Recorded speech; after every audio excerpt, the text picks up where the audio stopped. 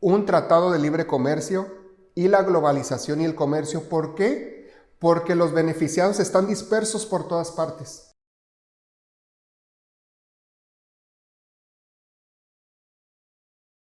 ¿Qué tal? Ismael Plasencia López, tu economista de bolsillo.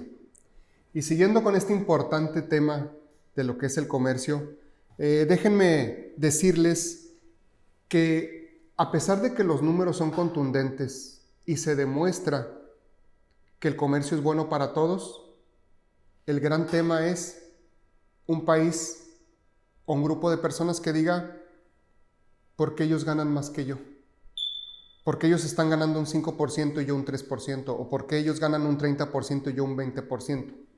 No importa que esté ganando, sino el tema aquí ya se convierte en un tema de por qué no estamos ganando igual o por qué estoy ganando menos. Y en este sentido también, para entender por qué es más difícil vender los tratados de libre comercio, analicemos el mercado de la producción de aguacates. México se convirtió en una potencia exportadora en la producción de aguacates hacia Estados Unidos. Y Estados Unidos, vamos a decir que en México, Michoacán produce aguacates porque tiene un clima propicio para la producción de aguacates. Y empieza a saciar las ganas de aguacate del mercado norteamericano. Y en Estados Unidos producen aguacates en Florida. Cuando entran los aguacates, ahora Estados Unidos cuenta con los aguacates producidos en Florida y los aguacates de Michoacán, que ahora están entrando a Estados Unidos. ¿Qué efecto tiene esto en el mercado norteamericano?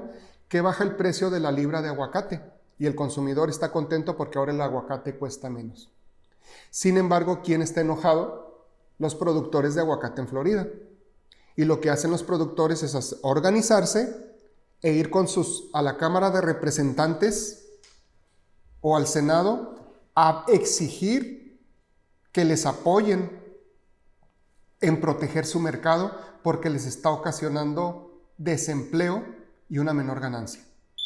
Entonces es muy difícil organizar a todo el consumidor norteamericano, está contento porque está pagando menos, pero no se va a convocar a una reunión a todos los consumidores que van a los supermercados a comprar aguacate porque pues nadie va a hacer caso. A pesar de que son millones y millones los beneficiados, es más fácil que se organicen los productores de aguacate. Y de esa manera ellos logran convencer a su representante, el equivalente a un diputado o al senador, y empiezan a promover leyes proteccionistas que le suban el arancel al aguacate, y eso iría en detrimento del consumidor norteamericano. Entonces, si se fijan, es más fácil que los descontentos, que son menos en el comercio, promuevan, que lo mismo sucede, por ejemplo, si nos vamos al caso de México, los productores de calzado en Guanajuato con respecto a China. China empezó a inundar de calzado barato, entonces México empieza a incrementar los aranceles. Hubo productores de calzado en Guanajuato que desaparecieron. Pero también hay que decir que hubo otros productores muy estratégicos de calzado en Guanajuato que dijeron, yo no puedo quedarme a competir barato con China. Yo me voy a mover hacia el diseño de calzado. Y hay empresas de Guanajuato al nivel de empresas italianas en términos de la calidad y de la moda de su calzado. Entonces, esas son las dinámicas que se presentan, en donde los perdedores, pues lo que nos dice la economía en general, la famosa mano invisible de Adam Smith, es de que si tú eres ineficiente y no puedes competir, vas a desaparecer del mercado. Lo que hace el gobierno cuando interviene es retrasar y hace que empresas que no son eficientes pues languidezcan por más tiempo, por ejemplo, ¿no? En lugar de desaparecer, porque artificialmente las estás protegiendo con aranceles. Pero también hay otras, ya veremos, medidas proteccionistas que son estratégicas en el ámbito nacional. Por ejemplo, la producción de chips o semiconductores. No podemos darle el mismo tratamiento a la producción de chips que a la producción de lechugas, de carne, de automóviles, etc. Por eso decía, el análisis sectorial es muy importante. Entonces, es difícil vender un tratado de libre comercio y la globalización y el comercio. ¿Por qué? Porque los beneficiados están dispersos por todas partes, mientras que los afectados es muy fácil que estén geográficamente juntos, detectados y que se puedan organizar porque son más poquitos. Y al verse sus intereses afectados, Pues lógicamente, al quedar desempleados, tienen más tiempo para organizarse y para exigir medidas proteccionistas en detrimento del resto de la economía. Entonces, ¿por qué es tan difícil vender el comercio, a pesar de que se benefician todos? Porque siempre hay perdedores, y al ser los perdedores los menos, es más fácil que se organicen, a que exista un ente que organice a todos los consumidores, que son los principales beneficiados de que tengamos acceso a bienes y servicios a menor costo. Y en economía hay algo muy importante. Siempre se hace mofa de los asesores economistas porque los políticos muchas veces no les hacen caso. Y era el ejemplo que les explicaba, ¿no? Si un economista le dice a Donald Trump, oiga, señor presidente, eso no se puede hacer porque si usted eleva los aranceles del acero, le va a pegar a la industria automotriz y va a provocar pérdida de competitividad.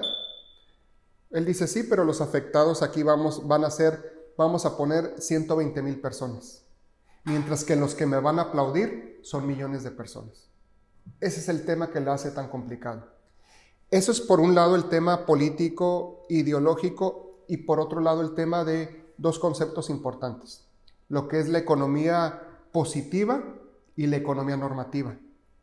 La economía positiva describe el mundo como es, y la economía normativa cómo debería de ser.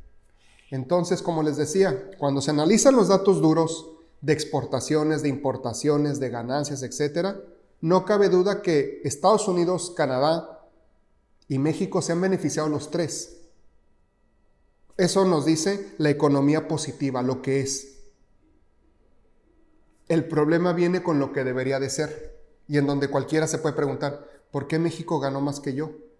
Y a veces son hasta mentiras, ¿no? Porque Estados Unidos dice, México, lo decía Donald Trump en su elección pasada, y lo va a volver a decir, de mí se acuerdan, porque ya lo tiene muy como cassette grabado, ¿no? Y va a empezar a decir, México y Canadá se han beneficiado más del tratado que Estados Unidos, lo cual es mentira. ¿Por qué? Porque los headquarters de General Motors y de Ford están en Estados Unidos. Y cuando cierran plantas en Estados Unidos para llevárselas a Coahuila o a Sonora, están incrementando las ganancias de Ford y de General Motors en Estados Unidos. Entonces, ¿quién está ganando más? Pues los empresarios estadounidenses. Pero eso no lo dicen únicamente lo que les conviene. Entonces, en la economía normativa, aquí viene el gran tema, ¿no? Todo mundo queremos salir adelante, todo mundo queremos más desarrollo, más crecimiento económico, mejor nivel de vida, mejores ingresos. El tema está en el cómo. Y en el cómo aquí es donde viene el problema, ¿no? Porque unos dicen a través del nacionalismo y otros dicen a través de la globalización. Y desafortunadamente no entendemos de la historia, tenemos muy poca memoria, porque estos experimentos ya se han llevado a cabo. Experimentos, Alemania cuando pierde la Segunda Guerra Mundial. Se divide en Alemania Occidental, en donde se la repartieron Gran Bretaña o Inglaterra, Francia y Estados Unidos, y Alemania Oriental, que la tenía la Unión de Repúblicas Socialistas Soviéticas. Capitalismo, socialismo. ¿Y qué pasó? Alemania Occidental se desarrolló rápidamente y Alemania Oriental quedó rezagada. Y no es un tema cultural. En ambas regiones vivían alemanes. Hasta tuvieron que hacer el muro de Berlín para evitar que los alemanes de Alemania Oriental se fueran a Alemania Occidental. Entonces, ahí está un ejemplo fehaciente de que el capitalismo y la globalización actúan en beneficio de la gran mayoría, no de todos, de una mayoría. Por eso hay que tener cuidado, ¿no? Pero lo que sí nos enseña la historia es que el socialismo, comunismo, nacionalismo es garrafal para los niveles de vida de la población. No falta alguien que diga, oh, fue a Alemania en una parte del tiempo. ¿Qué me dicen de Corea?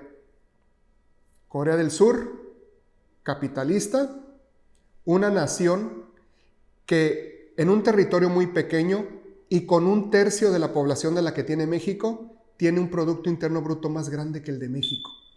Es decir, cada habitante de Corea es por lo menos 3 veces más productivo que cada habitante de México. Y luego está Corea del Norte, famoso porque cuando ustedes ven una fotografía del planeta, ven iluminado el sur de Corea y una de las partes más oscuras del mundo es Corea del Norte. y saben que la cantidad de luz que se ve, pues es la cantidad de progreso que hay en términos de la vitalidad de las ciudades, de sus comercios, de sus fábricas, etc. Entonces, nadie sabe qué está pasando en ese país, catalogado como uno de los peores lugares para vivir junto con Afganistán, Corea del Norte. Y otra vez, tenemos un territorio, una región conjunta con habitantes de la misma nacionalidad que se separaron, y ahí lo podemos ver como si fueran experimentos planeados. Alemania, Corea del Sur, y así nos podemos ir sucesivamente, ¿no? Entonces, tenemos que ser bien cuidadosos y tenemos que estar educados teniendo conceptos de la economía y sobre todo, como dicen, la famosa frase, el que no conoce la historia está condenado a repetirla. Si yo soy joven, tengo 22, 25 años, no me he preocupado por estudiar de la historia, aprender de economía, llega un Mesías que me dice que me va a resolver mis problemas, porque debo decirlo, tienen razón la proporción de la población que está enojada porque el capitalismo los ha dejado atrás o no les ha resuelto. Ahí se debe de trabajar en esa parte de manera muy importante. Pero cuando te dan como opción el darte dinero gratis, por ejemplo, prometerte que te van a dar dinero gratis o que te van a dar un empleo aunque no te lo merezcas porque no has invertido en tus capacidades, ¿en qué sí debe de invertir un gobierno? Desde luego en educación. Otra vez volviendo con Adam Smith, que luego el pobre es mal interpretado, porque decían que Adam Smith decía que no gobierno. Él no decía eso. Decía que el gobierno debe de hacer lo que no hace la iniciativa privada, que es defender la soberanía nacional, que haya un Estado de Derecho, que se cumplan las leyes, nadie por encima de la ley, e invertir en infraestructura y educación. Y ahí está Corea otra vez. ¿Quién hizo a los coreanos tan productivos? El gobierno. Nadie está diciendo que el gobierno, el papel del gobierno es fundamental. Pero ¿cómo va a ser? A través de la educación. Imagínense que hace 30 años, 40 años, 50 años, si Corea en lugar de invertir en educación, les hubiera mandado chequecitos a los jóvenes, ¿qué hubiera pasado con ellos? Tiene uno de los mejores sistemas educativos del mundo, Corea, Finlandia, Noruega, etc. La educación.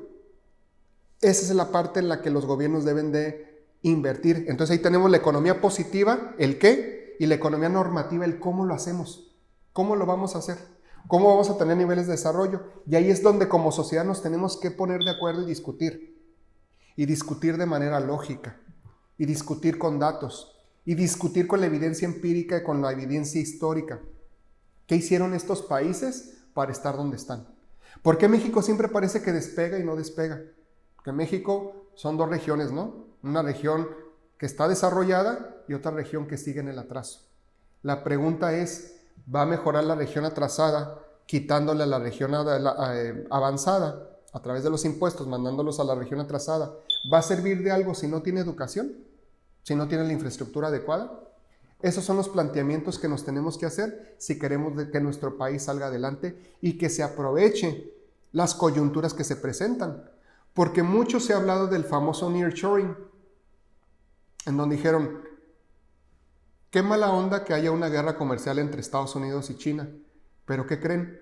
México está bien preparado para recibir a empresas que quieren aprovechar el mercado norteamericano. Sin embargo, están encontrando cuellos de botella porque no se invirtió en infraestructura, carreteras, puentes, parques industriales. Y hay muchas empresas que no pueden llegar si no les garantizan el acceso a electricidad o agua en el norte del país. Entonces la política fue, vamos a quitar recursos del norte del país porque son ricos, vamos a dejar de invertir ahí, vamos a desarrollar el sur a través de la refinería, del Tren Maya, etc.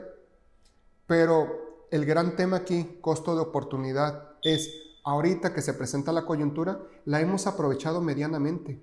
Cuando teníamos el potencial, si se hubieran hecho las inversiones adecuadas, tendríamos el potencial para recibir una gran cantidad de inversión extranjera directa, generar fuentes de empleos, incrementar los salarios y con ello todo el nivel de vida.